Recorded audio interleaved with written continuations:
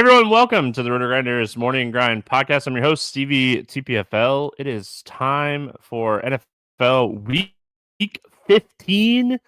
It is still 2024. We're technically recording here on Wednesday night, December 11th. Joined today, as always, for the football podcast, my good friend, Noto. Derek, what's happening, my friend?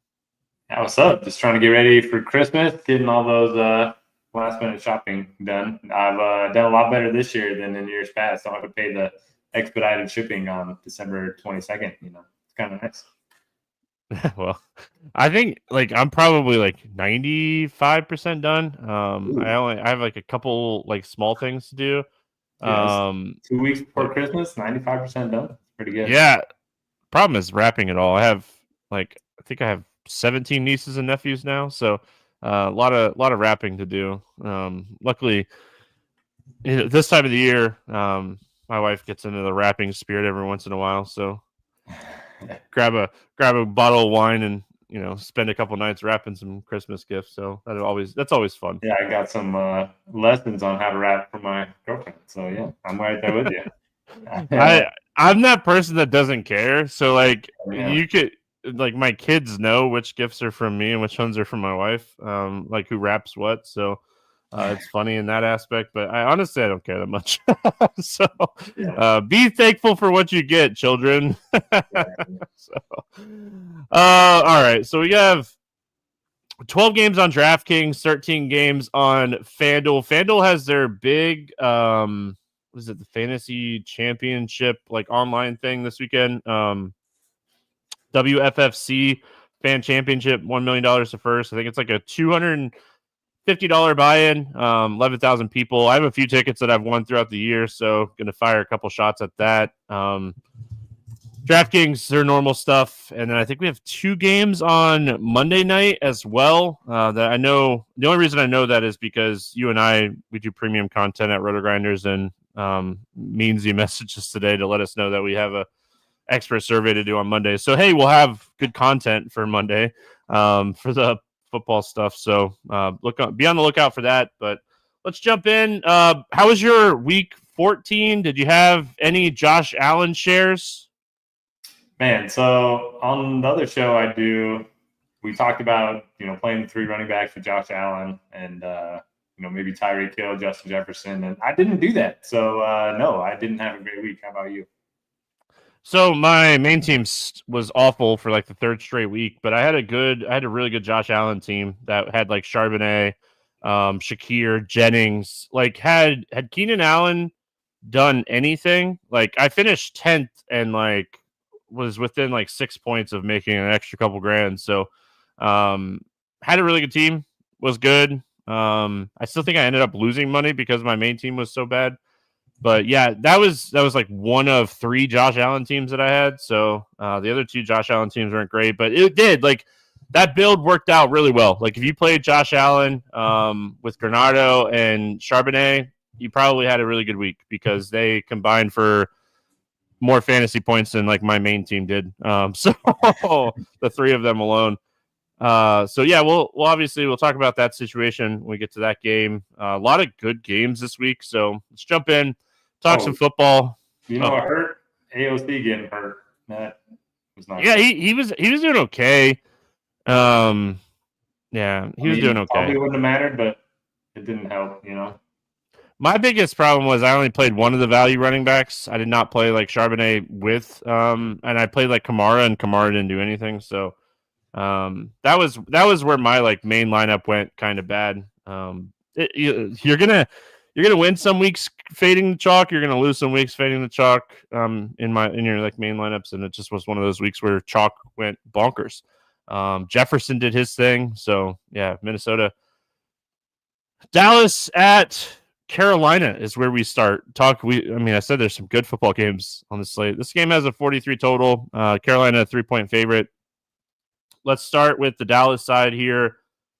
Hey, Cooper Rush actually looked okay against Cincinnati. The biggest thing was he was actually getting CD the ball. That's the biggest thing. I think the thing that stands out the most in this spot is Rico is he's taken over. Zeke is not a thing anymore. Rico's taken over at least 18 rush attempts in 3 straight games. Carolina, worst run defense in the NFL. I mean, I think we start with him at 6,100 here on DraftKings. Yeah, I usually don't do my rankings before the show because it's Wednesday, but was able to do them this afternoon. And Rico Dowdle was my number 1 point per dollar option on both FanDuel and DraftKings. It's early in the week, but man, yeah, you mentioned it, the workload keeps getting bigger and bigger, and he's a little bit involved in the passing game. And then just anytime you can get a running back against Carolina, sign me up. So love the price point. Yeah, and I don't mind if he's probably going to be pretty popular. So if you do want to play the passing game, I don't mind it. Cooper Rush, 5,200. You know, I like a cheap quarterback. I think there's better cheap quarterbacks overall. Like even on the other side, I think I'd rather play Bryce Young over Cooper Rush this week. I don't know if that's like a hot take or anything. I don't even know if that's a good idea, but I mean, I think like if I'm attacking Dallas, it's Rico, it's CD, and there's a couple run back options here, like Brooks on the IR. Another knee injury for him. I think it was ACL for the second time in like 14 months for Jonathan Brooks. You hate that. Yeah. But that does lead to Chuba Hubbard just kind of being the guy again. And, I mean, the Dallas run defense hasn't been much better. They're allowing the 3rd most rushing yards per game. They're 32nd in run EPA. We have 32nd and 31st in run EPA against each other here. 2 of the worst run defenses in the NFL. You do worry about like how much clock could potentially be taken off by both running games, just kind of being able to run as much as possible. Thielen coming off of another really solid game. Bryce Young, Adam Thielen. This is something we talked about a lot last year. What do we like here for Carolina?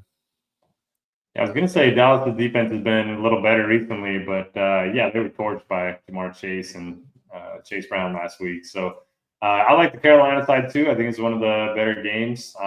Number 2 running back in my rankings right now is Chuba Hubbard. So yeah, I like both the running backs in the spot now that he doesn't have a whole lot of competition for touches. He did have 26 carries and 4 receptions last week. Like we probably can't count on that again, but 20 plus touches against the Cowboys is great at his price point. So yeah, I'm right there with you. I don't know if you mentioned Miles Sanders is also out. So yeah, he's just going to get a bunch of work. I don't know what to do with the passing game, though. Thielen, I get it. He was pretty good with Young last year, too, wasn't he? Yeah, he was very, very solid. We'll call it solid. I don't know if we want to necessarily say good. Maybe I should start believing in it. I just always like he's got a bad quarterback and he's an old receiver. But, man, he's been a lot better than I realized. Yeah, I mean, if we look at just the last 2 weeks and the 21 targets, I mean, over 99 yards in back-to-back weeks. So if we look at just that, I mean, he is 5th in receiving yards in the NFL in those 2 games. And his first read rate, something that I absolutely love, 31.5%. So, I mean, we're getting a wide receiver 1 very heavily, targeted and relied upon for 5,400. And it's against Dallas. So, Dallas's defense is, like you said, they've been playing a little bit better, but they're dealing with a ton of injuries, and they're just at the point where I feel like they don't care. I mean, you watch some of that game, and it's just, yeah. Yeah, they're underdogs in this spot? Yeah, Carolina's a 3-point favorite in this game. That is wild. I mean, wouldn't have guessed that one even like 3 weeks ago. So, yeah, very interesting in that aspect. So, I think that covers this one. Let's move on to the next one. We got Kansas City at Cleveland, 44 total in this game. Kansas City, a 4-point favorite here on the road. We'll go to Kansas City first. Anything standing out to you for the Chiefs? I mean, Cleveland's defense isn't what it used to be. So, they got a pretty healthy implied total of 24 points. I just never seem to get there with the Chiefs. Mahomes hasn't shown much of a ceiling. We now have 2 running backs split work in the backfield. Kelsey and Hopkins could always get there, but I don't know. None of them really stand out. When I did my first rankings, I don't think I ranked anybody from the Chiefs outside of Kelsey as like my 6th favorite tight end. So I'm probably not going to have a ton of exposure here. I'll have to wait and see on the weather, but it could be cold in Cleveland too. It's cold in Florida right now. We had a cold front come through today. We rained this morning, and then what's cold for Florida? Like 55? No, it's like it's 49 out right now. Come on, dude, 49. That's like listen, the winter high in Utah. Yeah, well, I mean, cold for a Floridian is way different for someone that lives in Utah. That's for sure. We have a wet cold too. I mean, it just makes I've lived in Florida my whole life, so Yeah. I like the cold way more than I like the heat. So, I mean, for me on Kansas City, nothing like jumping off the page. I will say, like DeAndre Hopkins, he's 5,300 on DraftKings. They should be able to move the ball through the air here. So I think if I'm going to target anything, it's going to be the passing game. Like you said, the running back situation, like they have two really, really strong running backs. So, I mean, they're going to use Pacheco, but they're not going to just not use Kareem Hunt. So I don't want to touch the running back situation. So it's kind of Hopkins or Kelsey, like you mentioned. That's really it.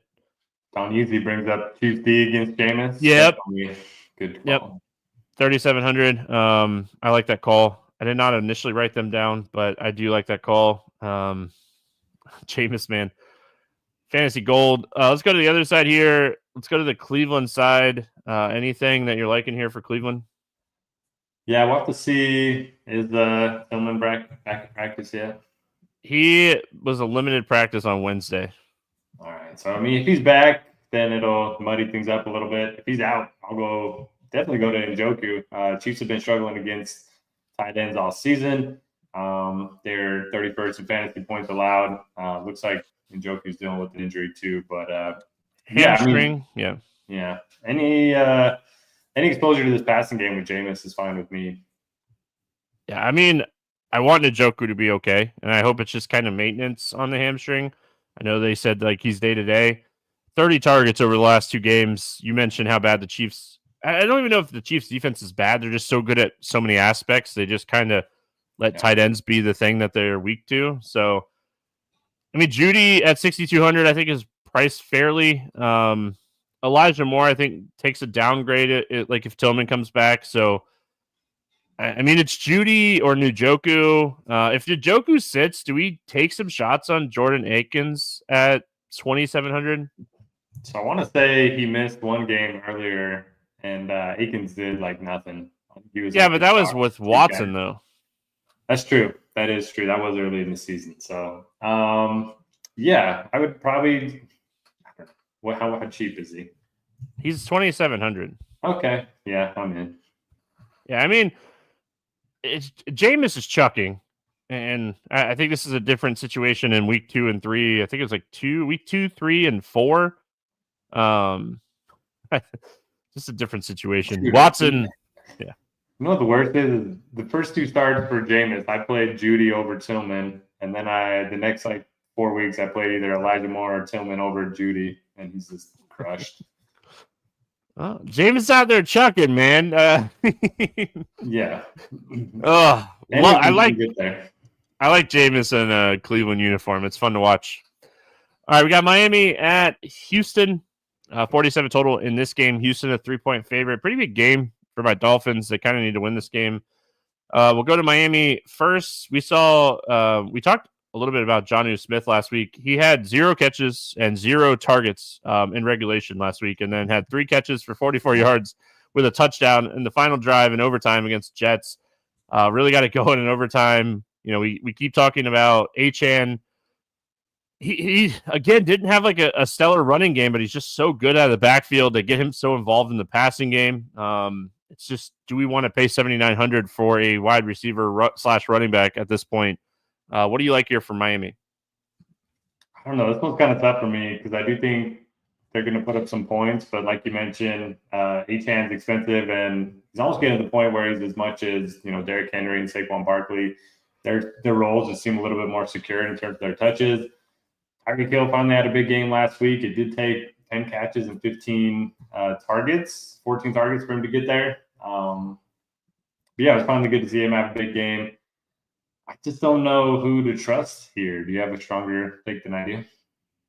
I mean, I think the idea is Miami is almost in must-win situations if they want to make the playoffs. So, I mean, they're going to be pedal down. So Tua, Tyreek, Jonnu, Waddle. I think it's the passing game for me. And it's not like this is an incredible matchup. Houston's defense is actually pretty solid, just overall. So I just think it's more of like trusting Michael McDaniels indoors, at this time of the year when we have so many issues or concerns with weather and cold games and snow and all that stuff. So I think it's Tyreek. I mean, I can't overlook like Waddle's production recently at 5,700. I think he's another guy.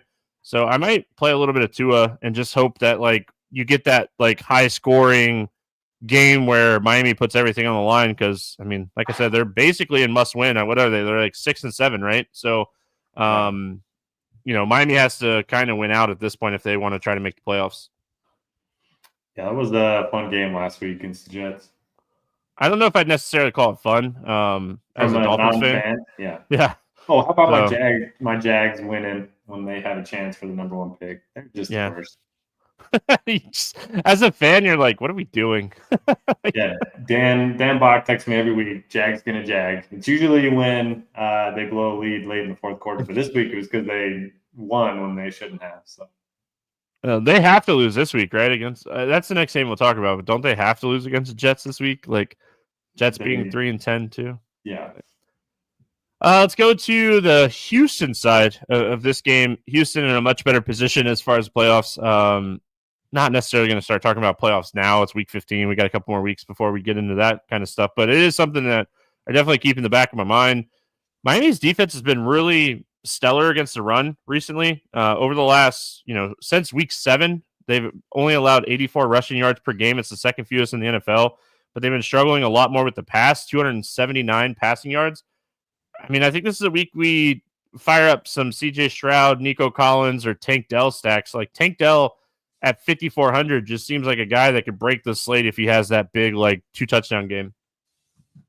Yeah, for sure. The problem, I mean, they did struggle against Garrett Wilson and Devontae Adams last week, but they're still 4th in fantasy points allowed to wide receivers this season. I don't know if that's a Jalen Ramsey thing or just more of their defense being a lot better than it was last year because they had so many injuries. But yeah, Nico priced at a premium. I don't think anybody's going to play him, just given the matchup and the fact that he's so expensive. So I do like Nico in tournaments.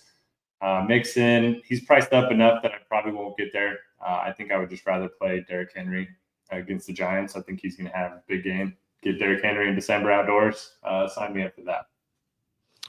I'm with you. I like him too. We'll obviously we'll talk about him when we get there. I think like if I end up building like 5 to 10 hand built teams, I'll probably make one CJ Stroud stack just because I think like this game has a lot of potential to be that like game that goes for like 60, 70 points. So I mean that's kind of what.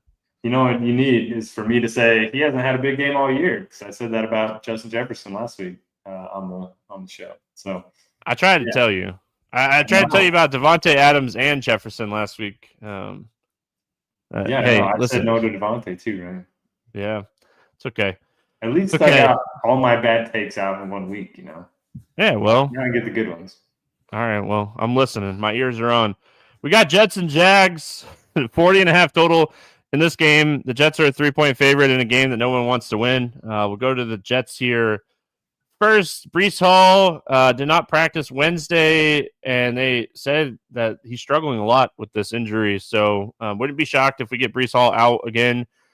This week, we saw Allen run 11 times, had 5 targets out of the backfield, 5,400 Jags. I mean, I haven't played Aaron Rodgers all year, but I might take some Aaron Rodgers shots at 5,400 with a double stack of Adams and Wilson because the Jags defense is so bad.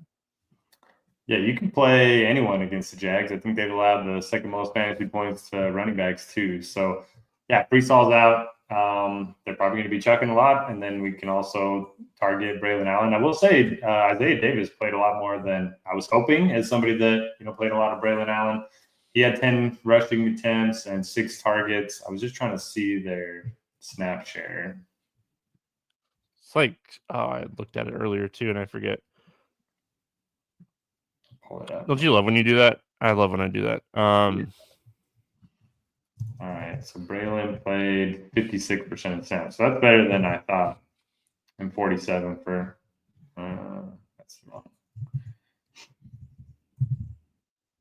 52 for Isaiah Davis. So they're playing on a couple snaps together. But Yeah, if Brees Hall's out, I like the running backs here, and gotta love the receivers too. It's early in the week, but they're currently like the first and fourth best point per dollar options at receiver, Devontae and Garrett Wilson. Yeah, I mean, I think Wilson and Adams are both very fairly priced this week for a matchup against your Jags defense. So do you play Rodgers with them? That's what I said. I think it might be like a double stack week for me. Like, just hope that Rodgers throws 4 touchdowns at 5,400. Like, he's so cheap. I mean, he has to throw 4 touchdowns to get there, but I think this is one of those games that like he has that upside to throw 4 touchdowns too. Like, what if you just played both receivers and not Aaron Rodgers? Yeah, I mean, I think you can do that too. I bet like 60% of the targets could go to those two. And last week they both got there, and Rodgers only had 20 fantasy points. Yeah, I mean, the thing is for me, when we're looking at this like low 5 tier range, I think like he's in the conversation. You know, we talked about Bryce Young. Dare I say, take shots on Will Levis again. You know, that's kind of who he's priced in the same range as this week. So we'll talk about a couple other like cheap quarterbacks that are like potentially in play, but I think Rodgers is an option. Jag side here, Mac Jones was at quarterback again last week. 4,900. He's cheap. Jets defense, I think, is playable here. I think you could go Allen or Davis and run the Jets defense against the Jags this week. Any interest here in Jacksonville? Yeah, I'll keep playing Brian Thomas. Had another 12 targets last week. Caught 8 of them for 86 yards. Hasn't scored a ton of touchdowns this season, but he's got that deep play potential. And I don't know. I mean, I know the Jets outside cornerbacks are so good, but I don't know. Somebody's got to do something on the Jags, right? Yeah, I was very disappointed in Washington last week. He was open a lot, and Mac Jones just never looked at me. He was just locked in on Thomas. So I think, like, if anything, Thomas is the play here. I mean, Mac Jones is not good. No. Moving on. Washington at New Orleans. 43.5 total in this game. Washington, a 7.5 point favorite here. We'll go to Washington side first. What do we like here for Washington? Yeah, I think it's a great spot for Jaden Daniels and Terry McLaurin. Are they coming off a bye? Feels like we haven't seen them in a couple weeks. I think they are coming off a bye. So we got like that. You know, Jaden Daniels was dealing with an injury earlier this season, but obviously completely healthy now. Now gets a Saints team indoors without Marshawn Lattimore. I think it's a low spot for him and McLaurin. Don't hate the running backs, Brian Robinson, but running backs always so stacked that I really just hate guys that I can't count on for 20 touches. I think you can count on him. With Eckler on the IR, I think that Robinson 18 plus like attempts this week. So I kind of have interest in Robinson, 6,200, another cheap running back play. Love the Terry McLaurin play. There was a report that came out today on Wednesday that Noah Brown's going to miss multiple weeks. So I think this is definitely a McLaurin spot. He's 7,200. I think that's a really fair price tag. Don't mind Zach Ertz as well. I think those are your two main targets here in the passing game. We could potentially see Zacchaeus at 7,200 or 3,200 be more involved, or like a McCaffrey at 31. I would only run those guys in double stacks, so that's the only time that I would play those guys. So I really do. The other thing, we haven't seen him since like week 1 or week 2, but Jamison Crowder, who was on the IR, practiced in full on Wednesday. That could be really interesting. To see. I don't think I'd play him this week, but it'd be really interesting to see how they kind of mix him in, because he was heavily involved with Washington last year. So I think it's McLaurin, Ertz, and Brian Robinson Jr. for me. I've been chasing a Jamison Crowder game for years, like 10 years, it feels like. But yeah, and then I'm glad you brought up Ertz, because he's just been so consistent. 12 or more fantasy points in 5 of his last 7. He just gets there every week. And they don't ever price him up, because he's not flashy. But I mean, he has 500 yards on the season, so it's not like he's having a bad year. Yeah, who's having a bad year is the Saints. I mean, they just can't keep anybody healthy at this point. Derek Carr in the concussion protocol, dealing with a hand injury as well. He did not practice on Wednesday. It sounds like Jake Harner is going to start this week. He's really cheap. It's a Kamara. I don't know. I don't know what to do with the Saints. Maybe we play Washington's defense here. Washington Robinson Jr. maybe. Yeah, I think so. We talked about Juwan Johnson being like the only viable punt at tight end last week. I think he got a touchdown. He did. A new touchdown. So I don't mind going there. Kamara's just going to get peppered with targets. I think they're going to get down, and then he could have 10 receptions in this one, especially with Jake Haener at quarterback. So I don't love a lot here, but I do think Kamara is going to rack up a bunch of touches, and he's going to find the end zone eventually. Yeah, I don't know where I would prioritize him. I haven't done my rankings like you, but he was pretty low on my 10. I don't see him being like a top 5 point per dollar ranking for me this week. Yeah. Because I mean, if you're Washington, you just focus on the run, right? I mean, that's what I would do if I'm coaching. Beat me through the air, right? Yeah.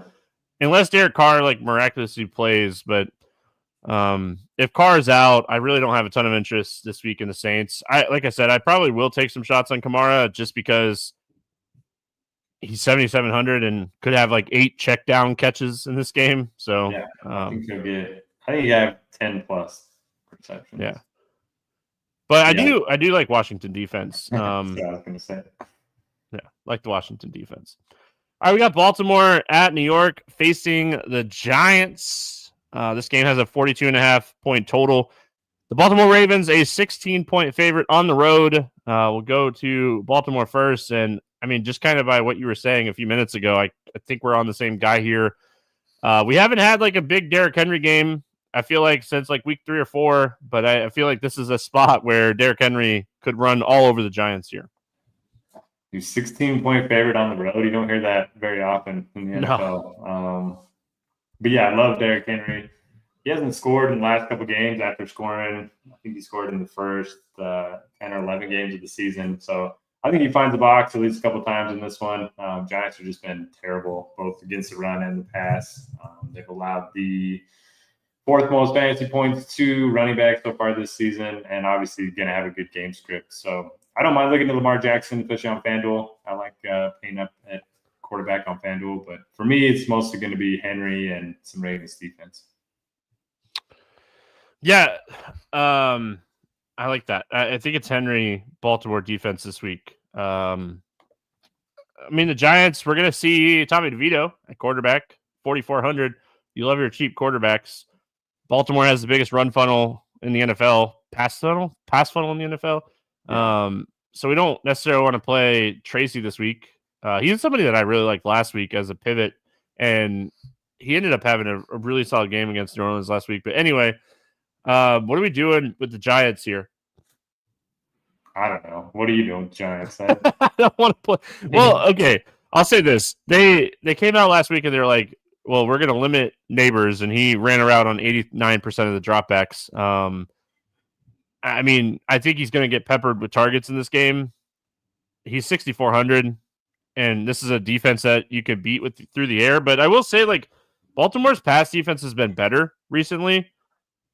They're only allowing like 254 yards per game, or like since week 7. And I mean, that's a huge decrease from 283 on the season. So they've been a little bit better, but you look at some of the matchups they've had too. But I'm not saying this matchup's any better. But I mean, even last week they shut down Philadelphia for the most part, their passing game. I think Hurts only had like 100 and something pass yards last week. So, I mean, they haven't allowed more than 300 yards passing once in the last 5 games, and only over 200 twice, and that was like 202 and 421 against Cincinnati. So they've been playing a lot better defense overall. We know how talented this defense is, so I'll probably leave the Giants on the shelf this week. This is the cheapest Neighbors has been maybe all season.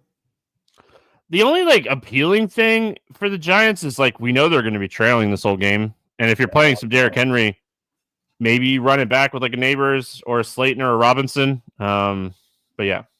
The targets are there. We did have a question from Don Yeezy about, do we think they're going to shut down Henry and Barkley before the playoffs? I mean, I don't see it. Ravens are only 8-5, so they're not even in the playoffs yet. And the Eagles, until they, don't have the number 1 spot, until the Lions lock that up, they're going to keep playing Barkley. Plus, they want to get him. He's in the MVP race too. Minnesota's right there too, right? Minnesota's 11-2, so like Philadelphia needs to play. Yeah. Only the top seed gets the bye, right? Yeah, Baltimore's not even winning their division, so yeah, I don't think you see anything shut down for Baltimore anyway. All right, moving on. Cincinnati at Tennessee. This game is currently at 46.5, and the Bengals are a 5-point favorite. We'll go to Cincinnati here first. Joe Burrow kind of got banged up a little bit last week against Dallas, but is expected to play. Just keeps chucking. Jamar Chase had an incredible game. 18 targets, 14 catches, 2 touchdowns. He now has multiple touchdowns in 3 of his last 4 games. He is really expensive. What do we like here for Cincinnati? Yeah, so I think Jamar Chase is now in the mix for the Triple Crown, which I don't think we've seen since Cooper Kupp did it. So they're definitely going to be, trying to get him the ball since they don't have a lot to play for. I guess are they eliminated yet? Like 5-8, so probably have to win out and get some help to have any chance of the playoffs. So I don't mind looking at Jamar Chase. T. Higgins is rating out really well in the projections right now. He's one of those guys that the underlying usage metrics, which we love to look at, the first read rate, the target share, their yard share, they're all there. I don't mind looking at T. Higgins too. But for whatever reason, like the wide receivers continue to project really well, and then Joe Burrow's never that popular, which always is interesting to me. But I think my favorite play is Chase Brown. Cheap, it's going to get a lot of work. Probably going to be good game script too. Yeah, I mean, they're just using him a ton. Whatever game script, like Chase Brown's not coming off the field. So I'm with you. A lot of interest in Chase Brown. T. Higgins, I mean, he's not priced like a wide receiver too. Like we have wide receiver ones that are cheaper than him. So, I mean, it's a price thing for me on T. Higgins. Maybe I take some shots on him, but overall, like, I think if I'm going to pay up, I'm just going to pay up for Chase. But I like Chase Brown as well. I think both Chases are in play. I think Joe Burrow's too expensive, even though the guy has thrown for 300 plus yards in 4 straight with at least 3 touchdowns in 5 straight. So probably not too expensive. So you could always take shots on Joe Burrow. Tennessee's defense has been a lot worse here recently too. We talked about how good this defense was playing at the beginning of the year, but they've been playing a lot worse here recently. What do we like here for the Titans? Yeah, so I didn't play a ton of Will Levis last week because I didn't think the Jags could provide any pushback. That was kind of my worry that Tennessee was just going to be ahead. And he didn't have a good game, but I love Will Levis this week. They're underdogs at home, which is historically a pretty good spot for cheap quarterbacks. Then you look at the Cincy D, man, they've just been terrible. 27th in PFS pass grades, 24th in EPA against the pass, 30th in DVP against quarterbacks. So I'm on board this week. I hope you're on board too. Love pairing him up with Ridley. And don't hate Pollard, but I think I'm going to focus more on the passing game. Yeah, Pollard missed practice Wednesday dealing with an ankle injury. So watch this because if he were to sit, like Spears is 4,300. I don't know if Spears would play more than like 60% of the snaps, but I think he'd be out there enough where we'd take shots on him at 4,300. So pay attention to that. I mean, I don't know if I would use the word love Will Levis, but I think this is a week that I'll definitely take some shots. Watch the Tyler Boyd news, because if Tyler Boyd's out, we could see Westbrook Akiniyi just, end up playing and running more routes at 4,900. So watch that news. I love when you have a home team that's scripted to trail. So I'm going to take some shots on this team this week and feel the pain again. I mean, right? I mean, that's just Will Levis in a nutshell. But I mean, he threw the ball 32 times last week against Jacksonville. Just didn't have much success. So the problem with the Titans, we don't talk about this as much, but their offensive line is just really, really bad. The good thing for the Titans this week is Cincinnati is one of the worst teams at getting pressure at the quarterback. So their offensive line could benefit from a team that's not good at getting pressure on the quarterback. All right, we go. Way too much Levis for sure. Yeah, right. We love cheap quarterbacks. If you haven't listened to the Morning Grind before for football, we have a problem, and they don't love us back, but we love them. Yeah, we play way too many cheap quarterbacks, that's for sure. We got 4:00 games. We got some 4:00 games this week. 5 of them. We've been getting these like 3-game late slates, and I love the afternoon slates. I always do the expert survey for the afternoon slates, so I always tend to play enough teams on the slate. So like this slate, it's fun. We start with New England at Arizona, 46 total. The Cardinals a 6-point favorite. Let's go to New England here first. Anything that you like here for the Patriots? Not really. The Cardinals defense doesn't scare me that much. Drake May does have some rushing upside, but never know what to pair him with. I try Hunter Henry, and he never seems to get there. Austin Hooper catches a touchdown every time I play Hunter Henry. Running backs, I don't know. Ramondre, are you really going to play Ramondre over some of the other running backs that you're going to see 20-plus touches? I'm probably not. So I'm probably not going to play anybody on the Patriots. Found it interesting that they released KJ Osborne. They were like so excited to get this guy back, and he got gone. And Kendrick Bourne has been more involved. But if I'm playing May, it's with Henry. I'm probably not playing Drake May, but I am going to take some shots on Derrick Henry this week. He's just like we talked about it with Zach Ertz, but like this guy is just a target machine. 8 plus targets in I think 4 of 6 games with Drake May at quarterback. So. I mean, I'll play the target game with him at 4,300. He's just so cheap that if he just falls in the end zone eventually, he's eventually going to score another one, right? He's only scored 1 touchdown this year, but yeah, how many does Hooper have? I've seen at least. He has 3. Yeah, I looked it up earlier. So I don't want to play Austin Hooper, but I do. I have some interest in Hunter Henry, and that's just more of like. McBride's banged up right now, so we'll see if he plays in this game, because if he's out, it's a spot. But I think this is the week we play James Conner. You know, we haven't talked a lot about James Conner the last few weeks, but just kind of been doing the James Conner thing. And I think this is, you know, you talk about it a lot. Arizona is still kind of in the race. They're 6-7. They need to win out as well to, you know, keep their playoff hopes alive. Losing last week was big for Arizona. James Conner, I think, is the guy that I have the most interest here. If McBride plays, he's on pace to break so many rookie records, so I'll keep playing him. Yeah, for sure. If he's active, he's easily the best tight end option on the board, and I think it's a good spot for Kyler. I think it's a good spot for James Conner. Marvin Harrison, though, man. He's really cheap. Oh, he's 5,500 on DraftKings. But I talked about it last week. Like, he can nuke your lineup. There's a lot of guys in that mid-range that if they have a bad game, it's like 10 to 12 fantasy points. He could get like 4. He's had less than 6 fantasy points in 3 of his last 7 games. Like, it's frustrating, but I don't know. He's too cheap not to play him. Yeah, I think he's, like you said, I think he's just too cheap. He's obviously wide receiver 1. Wide receiver 2. Trey McBride is wide receiver 1 in this team. The stack is really cheap for a matchup with New England. We know, like, the Patriots defense has not been good all year. So, I mean, overall, I don't hate the idea of playing some Arizona, players in this spot. We got the Colts and the Broncos. I have a lot of interest in this game. I have a lot more interest than I probably should in this game. 44 total. Denver's a 4-point favorite in this one. Listen, the Denver defense, I don't know what's going on with this team, but they have really, really been struggling recently. If we look at, since week 7, they're allowing 298.7 passing yards per game, which is the most in the NFL. I don't trust Richardson to chuck, but with his upside that he offers with rushing and the ability to pass on this Denver defense recently, like, I might have to play AR-15 this week. Yeah, he's cheap. Gives you that rushing upside, like you mentioned.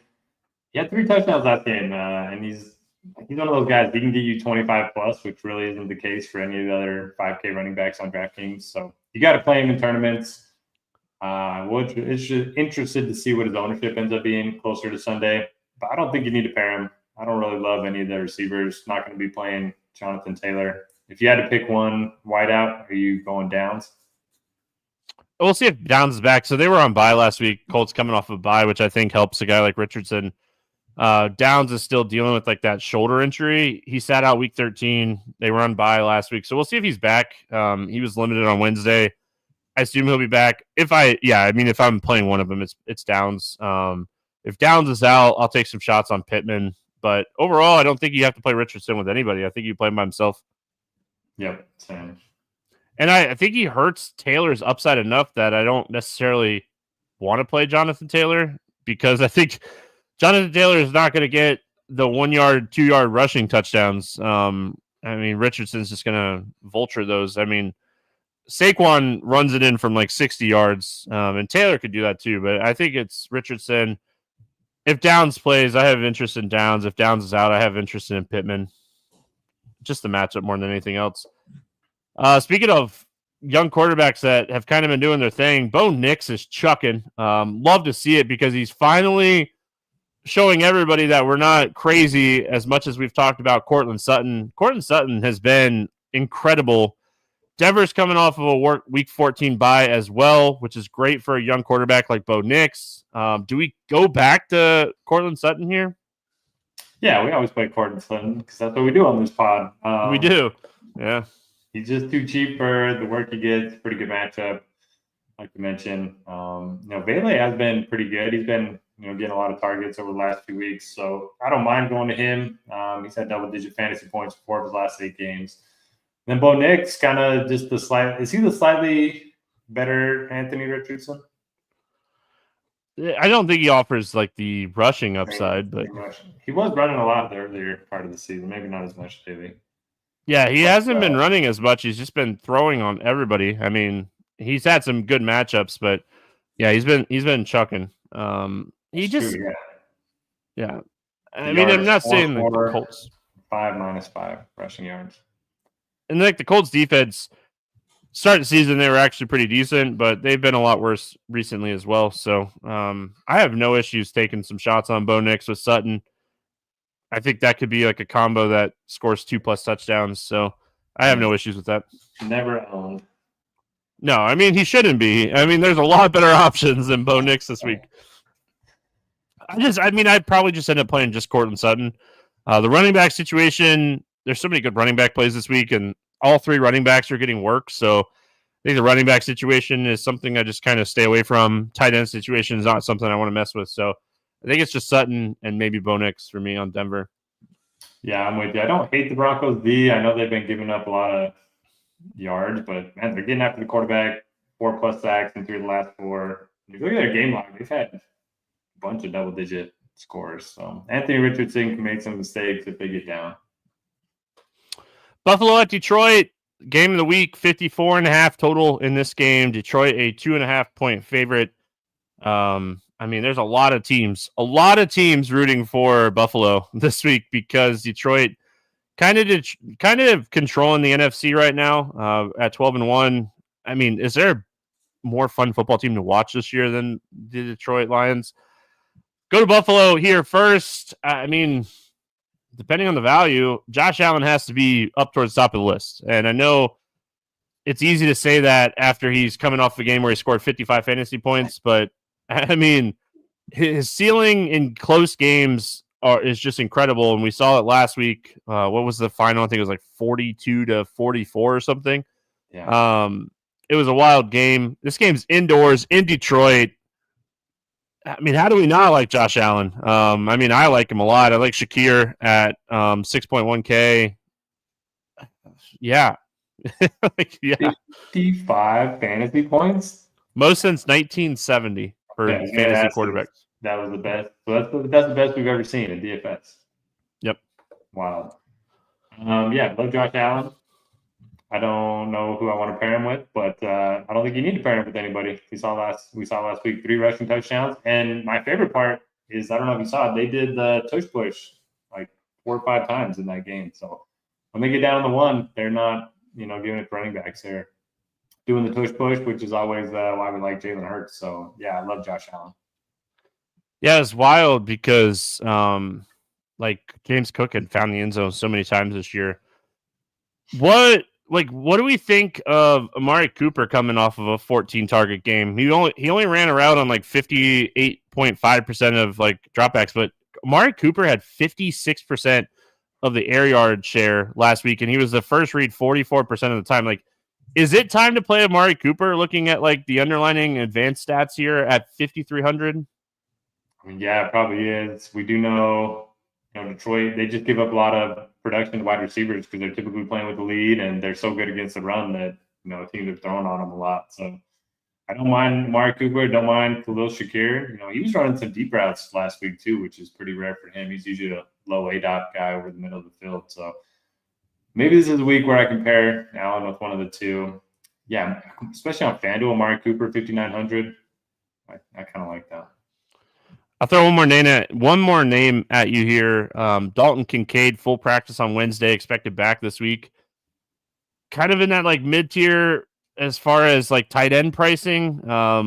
What's your initial thoughts on Kincaid before we move on to the Lions side? My initial thoughts are that he's my Kyle Pitts from this year. I keep trying to make him work, and it doesn't work. And so I think I'm going to learn from my mistakes from last year and just call it quits now. I know you have your fantasy points allowed up in front. I think Detroit is like first or second in fantasy points allowed. They've been really awesome against tight ends this year. Yeah, awesome against tight ends and really bad against receivers. So, yeah. I mean, Amari Cooper's really cheap. He's gonna be the death of me this week. I could already tell you. I already see it. Like it's already happening. It's gonna happen. All right, let's go to the Detroit side. I mean, their offensive line is incredibly good. We haven't seen like St. Brown have a big game here recently, just because like it's such a well-balanced attack. Like they're all just kind of doing their thing. Anything jumping off the page to you here? Yeah, I mean, anytime they're on the schedule, you can feel pretty good about any of them. And this is going to be a competitive game. We haven't seen the Lions like not be huge favorites for quite some time. So I would rather go Amon-Ra St. Brown. I feel like this is the cheapest he's been in a while, 7,600. I know he's had a lot of duds recently, but the Lions just haven't had to throw the ball a lot. And when they played the Jags, he put up 42. So he's certainly capable of that big game.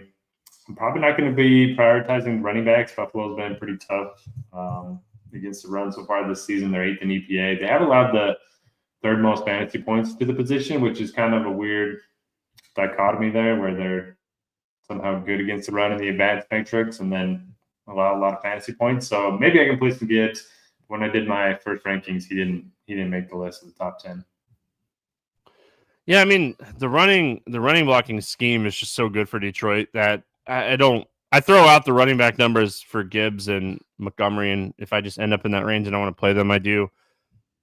They're just so good. So I don't mind taking shots on them. I don't hate Laporta. I don't hate Jameson Williams here. I'm with you on St. Brown. The $7,600 price tag in a game stack seems really fair. We've seen him go over 40 fantasy points this year. He's very capable of those big games. So this could be a week that, like you said, Detroit's kind of trailing and they throw the ball a little bit more, and we see St. Brown kind of just be the guy. He is the guy. But Williams at 5,600 seems like a really fair price tag for a guy that has double-digit fantasy points in 3 of his last 4 games. Just keeps being involved in the passing attack. Laporta is way more involved now that he's getting back and healthy, so don't mind Laporta as well. Overall, there's not really a bad play from this game. It has a 54 total for a reason. It's going to be probably the highest scoring game on the weekend, so don't be afraid to attack this game. All right, we got Tampa Bay at LA taking on the Chargers, 45.5 total here. Chargers a 2.5-point favorite. Let's go to that Tampa side first. What do we like here for Tampa Bay? Yeah, it's not my favorite matchup. I mean, they've been putting up a bunch of points, even without, some of their players. But I don't know. I mean, Bucky Irving, Rashad White, both getting a bunch of work in the backfield. I'll play some Mike Evans probably, but I don't think I'm going to have a ton of exposure to Tampa Bay. We saw Jalen McMillan have a big game last week.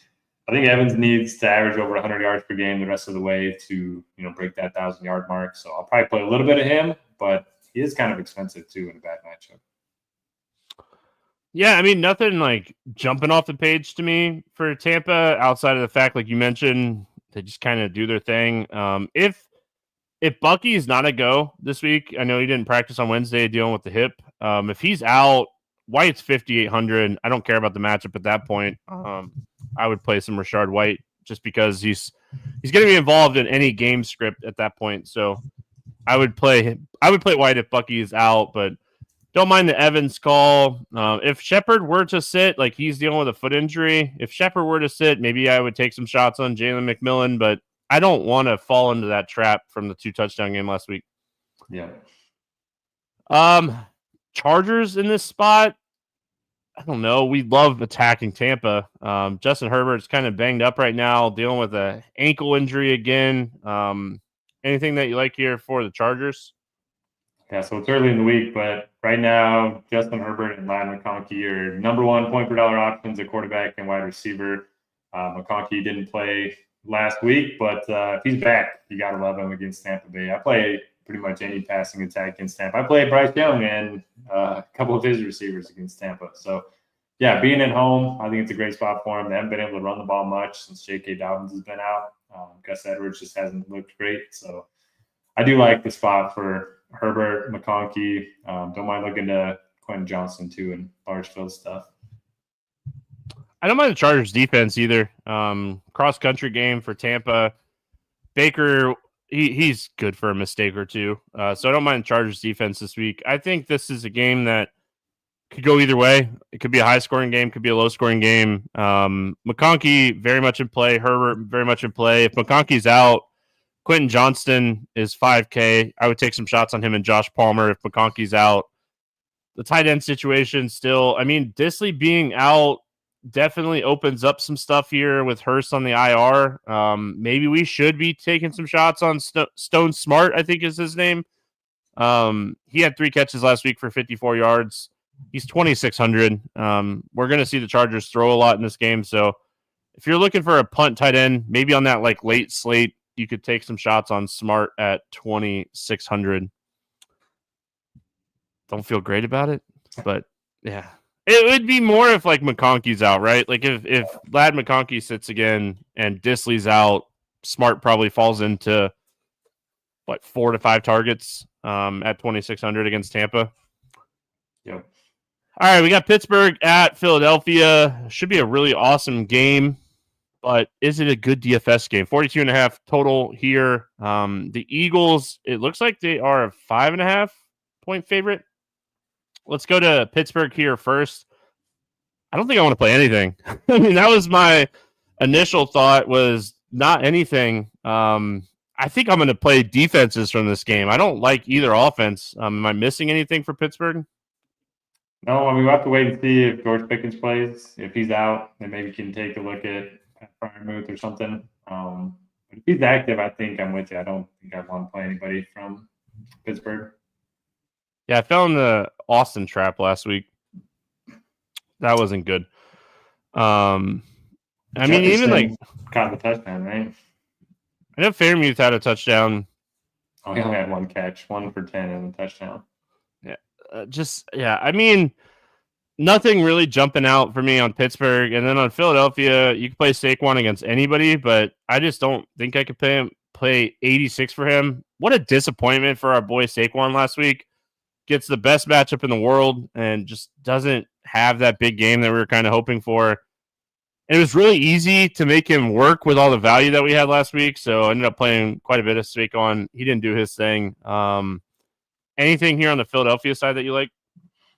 Yeah, I think it's a pretty good spot just for the fact that it's going to be a competitive game. And I don't think anybody's going to be on them in terms of ownership, maybe a little bit on Saquon Barkley. But I think it's a great spot for Saquon in tournaments. He's just getting a ton of work. Last week, they actually gave him a carry at the 1 yard line. He didn't get in, and then they went back to the tush push. So it was just kind of frustrating. But again, over 120 over 100 yards from on the ground, and then just didn't find the end zone. And that was the difference between a big game and not a big game. So I'll play some Saquon. That's probably it for me. Devontae Smith is 5,500, and we talked about this last week with Goddard out. Smith becomes more of a possession wide receiver in those situations. So we saw him last week get 4 catches on 6 targets for a touchdown and 37 yards, but he's really cheap at 5,500. We have a lot of cheap wide receivers this week. You're not hurting for value at wide receiver or running back this week. All right, we finish it out. Green Bay at Seattle, Sunday Night Football. Again, this is on the FanDuel slate, not on the DraftKings slate. Big tournament over there on FanDuel this week with the WFFC Fan Championship, I think is what it's called. Green Bay at Seattle. 45.5 total in this one. Green Bay a 2.5 point favorite. We'll go to Green Bay first. FanDuel pricing. Anything jumping out to you here for Green Bay? Let me pull up the FanDuel pricing. Green Bay is just the team that I always have a tough time targeting because of all the different receivers. But let's see. So, yeah, I mean, Reed's pretty cheap, 6.7K. That's one of the cheapest prices that we've seen in quite a while. So I'd probably place him ahead. Don't love paying 8.2 for Jacobs. Yeah, do you have any more interest in idea? Not really. I mean, I like the game and like what's behind the game as far as like where Green Bay's at in the standings. I think they're 9-4 right now. The NFC is really interesting because of how it kind of shapes up with how many good teams are like potentially missing the playoffs because of how good some of the divisions are and how bad some of the other divisions are. Like Tampa's leading. I think they're leading the division right now at 7-6. So you have three teams, Minnesota, Green Bay, and Washington, all behind Tampa because of how the divisions are. But anyway, yeah, I mean, Tucker Kraft has been a touchdown machine. You could take some shots on him, but I think there's better tight end plays. Romeo Doubs practiced fully on Wednesday, so he should be out of concussion protocol. He's 5,400, so I don't hate the idea of maybe taking a tournament shot on him. He always seems to be that guy that finds the end zone from time to time, so he's really cheap compared to Watson and Reed. Yeah, I mean, nothing. I mean, Josh Jacobs, it's a really good matchup, but 8,200 for him just seems like a lot, even on FanDuel. When you're looking at guys in the same range, Chase Brown, Jahmyr Gibbs, James Conner, going down to the value that we talked about with like Hubbard, Brian Robinson Jr. So Rico, like I just think I prefer those guys over him. So not a lot. And then on the Seattle side, obviously we're watching the Walker news. They said on Wednesday that he's day-to-day still. Charbonnet's 6,700. I'd go right back to the well on him at 6,700 if Walker sits. I think he would be really, really chalky, and I don't really care. I think I'd still play him. DK Metcalf, $500 less than JSN. JSN is very capable, but I still feel like DK Metcalf is the long game target type guy where he could get that like really long touchdown and have a big game. So I prefer DK over JSN and watching the running back situation for Seattle. It is a little shocking to see Metcalf be $500 cheaper than JSN. Like I know, it's wild. It doesn't look right. But I'm with you. Charbonnet is going to be lock and load play if Walker ends up being out. We currently have Walker not in the projections, and Charbonnet is easily the best point per dollar option at any of the flex positions. I mean, 22 carries and 7 receptions last week against the Cardinals. Now he gets a home matchup. He's a good chalk if Walker ends up being out. All right, let's play the morning grind game. We'll use the DraftKings pricing and scoring like we always do. Quarterback for 300 plus passing yards. Who do you got? I'm going to go. Man, I really want this to work. I'll go Will Levis. All right. I like it. I got my Dolphins hat. I'm going to go homer here. Give me Tua to throw for over 300 yards for the fourth straight game. 3 in a row for him, over 300. They got to win this game. So low-owned running back for a touchdown. We are recording on Wednesday. Ownership can change. Who's a low-owned running back that you like this week? I'm going to go H-Chan's less than 10% owned. That seems pretty good. But I'm going to go Jahmyr Gibbs. I know I said I'm not playing a ton of them, but I think he's going to find the box. Yeah, I mean, both of those running backs very low owned. I'm going to go to Washington, Brian Robinson Jr., Eckler on the IR. I think it's a good spot for Washington. So give me Brian Robinson Jr., quarterback, wide receiver, stack for a touchdown. I already used him as one answer, but I'm going back to Will Levis and go Calvin Ridley. You really hope so, right? Yeah. Last week I was all on AOC, and that didn't work. So double down with Will Levis. Yeah, I'm going to go to the Jets over your Jags. Give me Aaron Rodgers and Devontae Adams. I mean, double-digit targets for Adams in 4 of 5 games, scored a touchdown in 3 of those 5 games. So, like that combo this week. Wide receiver for 8+ targets. Who do you got? Even though we don't love the game as a whole, I think Malik Neighbors, he's just been a lock for double-digit targets. I like that call. I'm going to go to Adam Thielen. Over double-digit targets in back-to-back games. We like this matchup against Dallas for Bryce Young. So give me Adam Thielen for 8+ targets this week. Tight end for a touchdown. Who's getting in the end zone this week? I said I didn't want to play him, but you made some good points. He's only scored 1 touchdown all year. He's got to score another one eventually. Give me Hunter Henry. All right. Threw me off. That's who I had written down. Hold on, I gotta pull it up. That's okay. I can go Zach Ertz if you want. No, I'll go Njoku, assuming that he plays. It's a great matchup against Kansas City. We've talked about it so much. You know, a lot of tight ends that are kind of priced up this week have really bad matchups. So might be a spend down tight end week for me, which is weird. I've been spending up a tight end all year. Defense for 10+ points. I'm gonna go sneaky. I'm going to the Eagles at home against Pittsburgh. I like it. I'm going Washington. I really like the Commanders' defense with the Robinson combo, something that I'll probably end up using quite a bit this week. So give me Washington to score 10+ points. Go to the betting portion of the game. Any against the spread or moneyline bets that you like this week? Yeah, I'm going to go. Man, my Jags have to lose. So I'm going to go with them. The Jets by 3.5.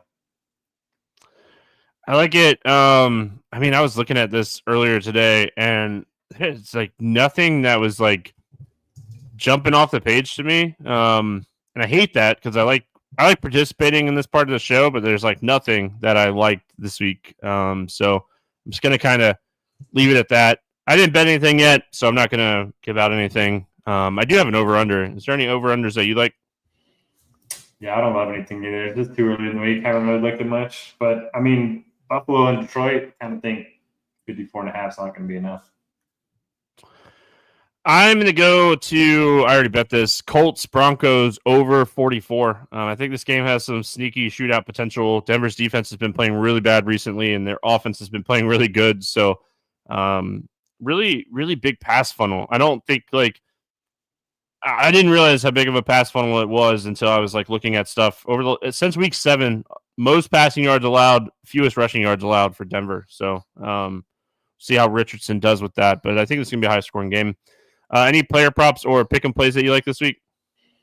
It's one thing I forgot to get to, so let's hear what you got. Yeah, there wasn't a ton of stuff up when I was looking earlier today, but I mean, if you listen to the show, you kind of already know that I'm really high on this guy. I'm going to go Brian Robinson Jr. over 74.5 rushing yards. I know it's kind of a high number.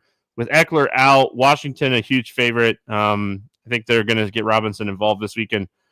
I don't think people realize how talented he is. So I think it's a really good matchup. I really wanted to bet Rico's rushing prop. You want to guess what it's at? Ooh, it must be pretty high if you didn't already bet it. I didn't bet it. I really wanted to. Wild guess? Let's go 79.5. 82.5. Wow. Okay, that's pretty high. Okay, I found one I like. I like Amon-Ra St. Brown over 5.5%. There you go. Yeah, I mean, Rico, I think I'm going to bet it anyway. I'm going to bet it now just because I brought it up, but I think he gets there rushing yards wise. I mean, he's topped this in 3 straight, and it is Carolina, and they're allowing 170 yards rushing per game. So I just was hoping that it came in at 75 instead of 82. But I'm going to bet that one too. I didn't give out a against spread or money line bet, so I'll bet Rico 2 running back. Man, I hate running back props, but I bet 2 running back props. So dude, Derrick Henry's is over 100. Yeah, well, that's probably right. I might sprinkle some ladders on Henry this week. So, any final thoughts before we get out of here? Fun as always, man. Only 4 more main sites? It's crazy, right? So we'll be back next week. Hope everyone has a fantastic Thursday, and we'll see you then.